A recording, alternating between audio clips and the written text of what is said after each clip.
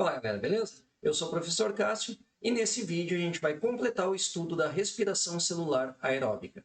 Se você não viu os vídeos sobre glicólise e ciclo de Krebs, clica nesse link aqui, depois você volta e bora aprender biologia.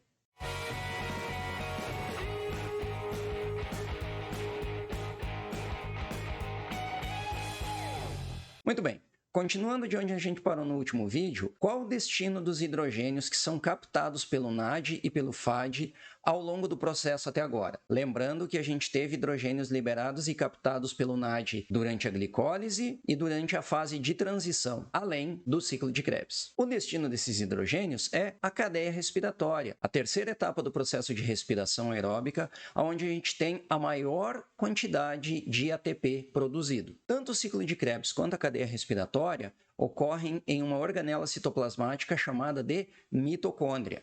A mitocôndria possui uma estrutura composta por duas membranas, uma membrana externa, que separa a mitocôndria do resto do citoplasma, e a membrana interna, que é responsável por delimitar o espaço chamado de matriz mitocondrial. Entre as duas membranas fica o espaço intermembrana.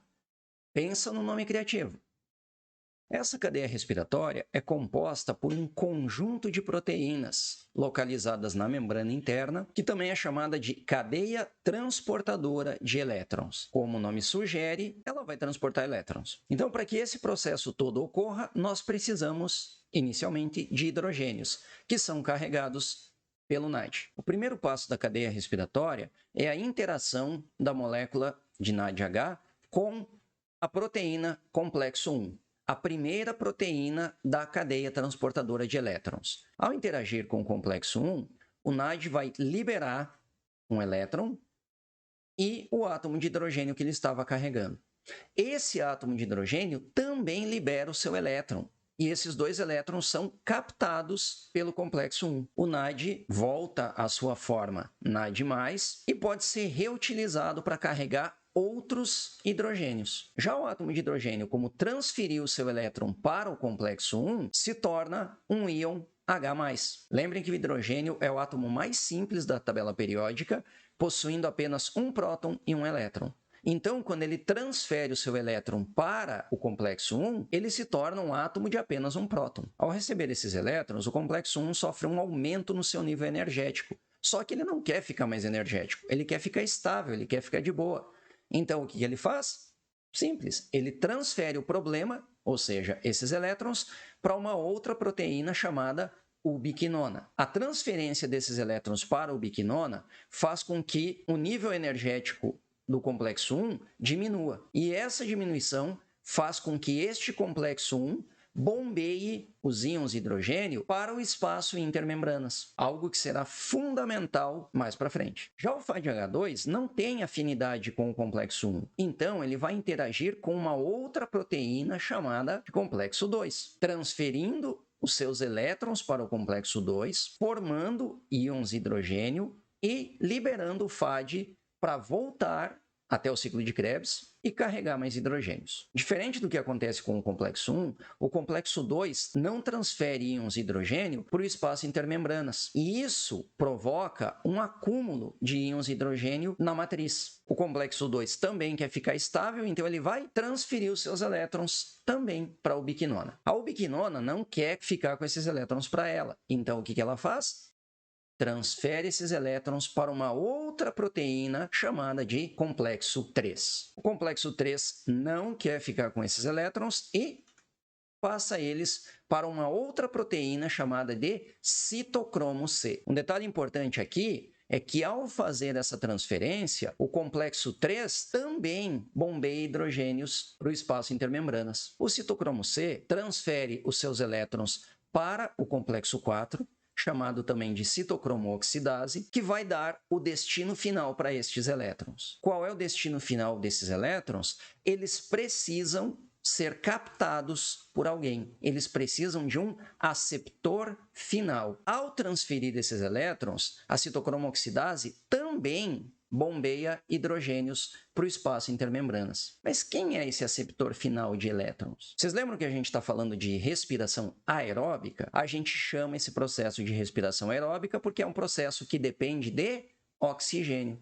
justamente o nosso aceptor final de elétrons. Ou seja, o oxigênio, tão fundamental para que esse processo aconteça, aparece no final só para carregar os elétrons que foram transferidos ao longo da cadeia transportadora de elétrons e não podem ficar soltos no interior da célula. A molécula de oxigênio se desfaz, formando um oxigênio com 2 elétrons a mais. Lembrem desse cara porque ele vai ser importante daqui a pouco. Essas 3 proteínas bombeando íons de hidrogênio para o espaço intermembranas vai fazer com que ocorra um acúmulo desses íons neste espaço, criando um gradiente de concentração entre os dois meios. Galera, essa é a etapa que mais produz ATP durante a respiração aeróbica. E até agora a gente não teve a formação de uma única molécula de ATP. Está faltando alguma coisa. A última etapa do processo, chamada de quimiosmose, que é realizada por uma enzima chamada ATP sintase. Esta proteína tem um papel extremamente importante no processo, porque é através dela que vai ocorrer a conversão do ADP em ATP. A diferença de concentração entre os íons de hidrogênio no espaço intermembranas e na matriz mitocondrial permite a ocorrência de um fluxo através da ATP sintase. E a passagem desses íons pela ATP sintase gera a energia necessária para a conversão do ADP em ATP. Funciona de uma maneira muito semelhante à turbina de uma usina hidrelétrica. A diferença é que, ao invés de um fluxo de água girando a turbina para geração de eletricidade, nós temos um fluxo de íons de hidrogênio, mas o princípio acaba sendo o mesmo. Isso nos leva a uma condição interessante. Nós temos oxigênios com elétrons a mais e nós temos hidrogênios com elétrons a menos. Olha que coisa interessante. Os hidrogênios com carga elétrica positiva e o oxigênio com carga elétrica negativa vão se unir, formando a molécula de água. É ou não é um processo muito maneiro? Eu acho incrível demais. Como existe uma chegada constante de NADH e FADH2 até a cadeia respiratória, nós temos a formação de um fluxo contínuo de íons de hidrogênio para o espaço intermembranas e, consequentemente, um fluxo contínuo de hidrogênios de volta para a matriz mitocondrial, fazendo com que este processo se repita constantemente, continuamente, e produza grandes quantidades de moléculas de ATP. É a fase que mais produz ATP na célula. Compreendido? Eu espero que sim. Mas calma que ainda não acabou. A gente vai juntar as 3 etapas do processo de respiração aeróbica. A gente vai começar pelo combustível do nosso processo de respiração aeróbica, que é a glicose. A glicose vai passar pelo primeiro processo, que é a glicólise. Associa os dois nomes aí, glicose, glicólise, glicólise e glicose, não trava a língua, e você vai lembrar de ligar o nome à pessoa. A glicólise vai produzir NADH, piruvato e ATP. O piruvato vai ser convertido em acetil-CoA na fase de transição, produzindo NADH e gás carbônico. A acetil-CoA vai passar pelo ciclo de Krebs e durante o ciclo de Krebs a gente tem a produção de CO2, ATP, NADH e FADH2.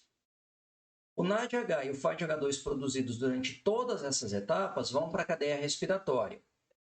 O oxigênio vai ser o nosso aceptor final de elétrons e este processo vai produzir ATP em grandes quantidades e água. Mas quanto ATP é produzido nesse negócio todo? A gente fala várias vezes que a respiração aeróbica rende mais, que a cadeia respiratória é a etapa que mais produz, e até agora a gente não falou de quantidades. Então a gente vai fazer isso agora.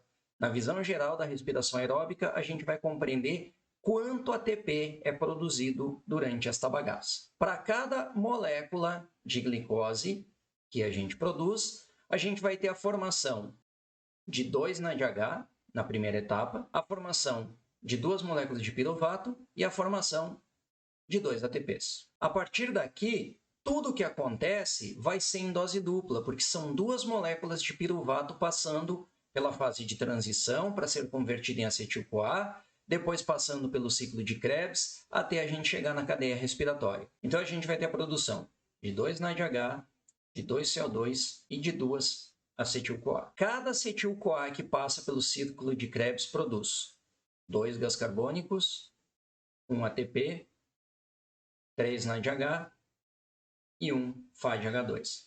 Mas como são 2 acetil-CoA passando pelo ciclo, então na verdade a gente vai ter 4 CO2, 2 ATP, 2 FADH2 e 6 NADH. Para cada NADH que chega à cadeia respiratória, nós temos a produção de 3 moléculas de ATP. E para cada FADH2, nós temos a formação de 2 moléculas de ATP. Isso significa que aqui nós teremos 6 ATPs, aqui nós teremos mais 6 ATPs, aqui nós teremos 18 ATPs e aqui nós teremos 4 ATPs, totalizando 38 ATPs por molécula de glicose. É coisa pra caramba. Lembra também que a glicólise acontece no citoplasma da célula, o ciclo de Krebs acontece na matriz mitocondrial e a cadeia respiratória acontece nas chamadas cristas mitocondriais. Agora, se você não lembra como é uma mitocôndria, pega essa ilustração do professor Guilherme e você vai se lembrar e vai identificar as cristas, a matriz e o espaço entre as membranas, beleza? É isso aí. Se você ainda não é inscrito no canal, aproveita para se inscrever e ativar as notificações. Você também pode curtir esse vídeo e compartilhar ele com seus amigos. E deixe nos comentários que outros assuntos você gostaria de ver por aqui. Falou, é nóis!